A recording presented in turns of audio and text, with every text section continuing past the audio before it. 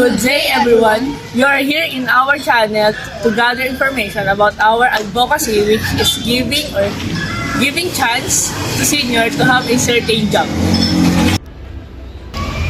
Our goal in this advocacy is to support all businesses and employees in creating opportunities for our cherished elderly population.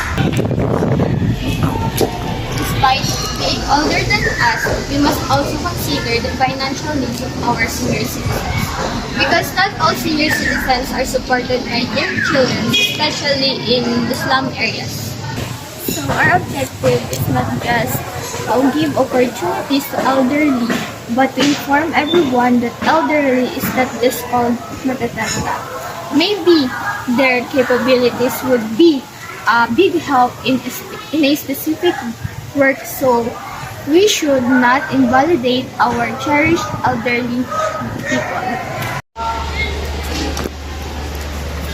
The project will focus on raising awareness among employers and policymakers about the value and contributions of older workers. Key stakeholders include senior advocacy groups, local businesses, and community officials.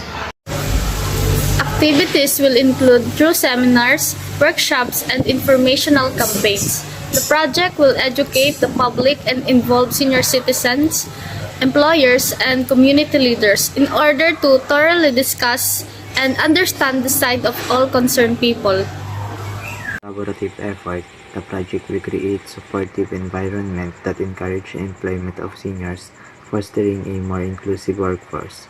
If successful, the program will benefit senior citizens by providing income and social interaction, employers by gaining reliable workers, and the community by impacting the local economy and increasing social cohesion.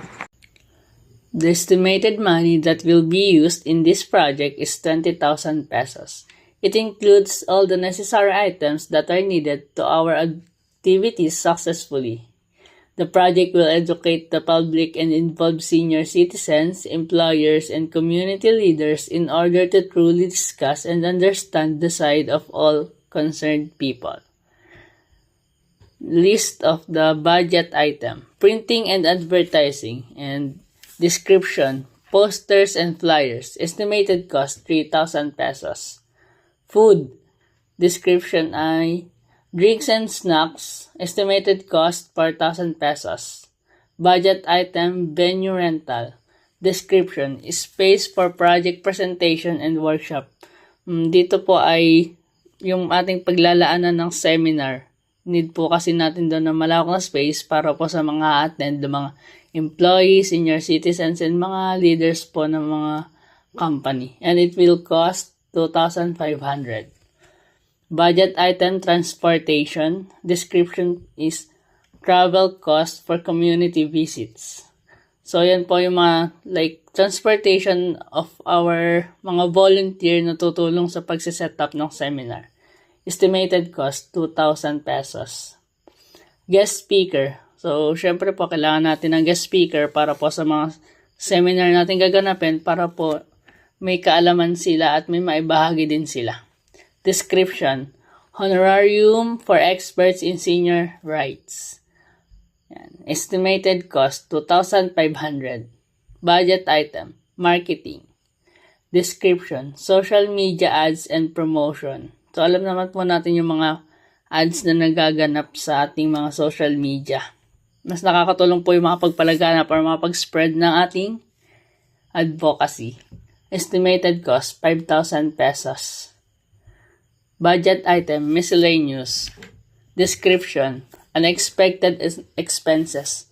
So, alam naman po natin na may mga biglang pangangailangan, yung mga hindi po natin nine-expect na pagkakagastusan. Estimated cost, 1,000 pesos. And the total cost po natin ay 20,000 pesos. So, doon po mapupunta ang malilikom na budget ng aming advocacy.